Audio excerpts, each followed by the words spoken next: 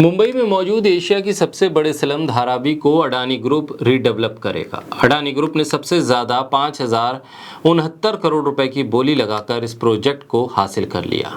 बोली लगाने में दूसरे नंबर पर डीएलएफ ग्रुप रहा, जिसने 2,025 करोड़ रुपए की बोली लगाई, जबकि नमन ग्रुप की बोली रद्द कर दी गई। इस टेंडर में 8 ग्लोबल कंपनियों ने दिलचस्पी दिखाई थी, लेकिन असल में सिर्फ 3 कंपनियों ने टेंडर जमा किया। धारावी के कायाकल्प के लिए पिछले कई सालों से कोशिश की जा रही थी, लेकिन नतीजा कुछ नहीं निकला।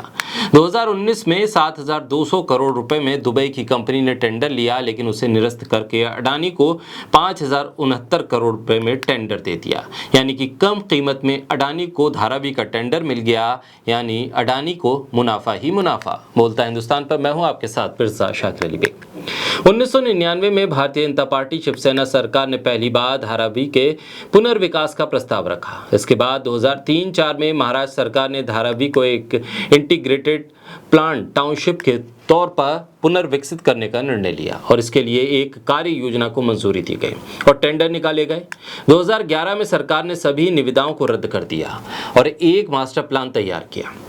2018 में भारतीय जनता पार्टी शिवसेना सरकार ने धारावी के लिए एक स्पेशल पर्पज व्हीकल का गठन किया और इसे पुनर्विकास परियोजना के लिए नोटिफाई किया। बाद में ग्लोबल टेंडर आमंत्रित किए गए। जनवरी 2019 में दुबई की इंफ्रास्ट्रक्चर फर्म सिकलिंक टेक्नोलॉजीज कॉरपोरेशन ने 7,200 करोड़ रुपए में अडानी ग्रुप को हराकर बोली जीती, लेकिन पुनर्विकास परियोजना में रेलवे की जमीन को शामिल करने के फैसले के बाद इस टेंडर को रद्द कर दिया गया। 2020 तक महाराष्ट्र सरकार बदल गई और इसी साल अक्टूबर में उद्धव ठाकरे के नेतृत्व वाली महाविकास अघाड़ी ने टेंडर कैंसिल कर दिया और कहा कि जल्द ही नई निविदाएं मंगाई जाएंगी। महाविकास अघाड़ी सरकार ने आरोप लगाया था कि टेंडर कैंसिल करने के कारणों में से एक केंद्र की ओर से परियोजना के लिए महत्वपूर्ण रेलवे की भूमि को ट्रांसफर करने में देरी थी।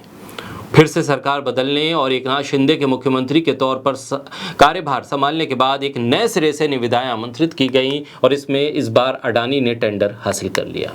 पिछले 15 सालों में महाराष्ट्र सरकार ने पुनर्विकास के लिए कम से कम 4 प्रयास किए, जो अब जाकर सफल हुए। यानी कि चौथी बार में जब सफल प्रयास हुआ तो अडानी के हिस्से में धारावी आ गई। धारावी रीडेवलपमेंट प्रोजेक्ट लगभग 2 दशक से अटका हुआ है। धारावी को दुनिया की सबसे बड़ी बस्तियों में से एक बस्ती माना जाता है। ये मुंबई में ऐसी जगह पर है जो रियल एस्टेट के सोने की तरह है। ये मुंबई के मध्य में बांद्रा कुर्ला कॉम्प्लेक्स के करीब है। बांद्रा कुर्ला को भारत का रिचेस्ट बिजनेस डिस्ट्रिक्ट माना जाता है। धारावी रीडेवलपमेंट प्रोजेक्ट 20,000 करोड़ का है। सरकार का लक्ष्य अगले 17 सालों में प्रोजेक्ट पूरा करना और 7 साल में पूर्ण पुनर्वास करना है। प्रोजेक्ट के तहत जो लोग 1 जनवरी 2000 से पहले से धारावी में रह रहे हैं, उन्हें फ्री में पक्का मकान दिया जाएगा, जबकि जो लोग 2000 से 2011 के बीच यहां आकर बसे हैं, उन्हें इसके लिए कीमत चुकानी होगी। साल 2008 में स्लम डॉग मिलियनेयर फिल्म के रिलीज होने के बाद इस क्षेत्र को लोकप्रियता मिली और फिल्म ने कई अवार्ड जीते। इसके बाद फिल्म गली बॉय में ये देखने को मिला, कई टूरिस्ट यहाँ आए और भारत की बस्ती में रहने वाले लोगों के जीवन में झलक देखने के लिए यहाँ आने लगे। अब स्लम डॉग मिलियनेयर वाली ये धारावी बदलने वाली है। अडानी के हिस्से में प्रोजेक्ट आ गया है और अब देखना होगा कि अडानी इसे किस तरह से बदलते हैं।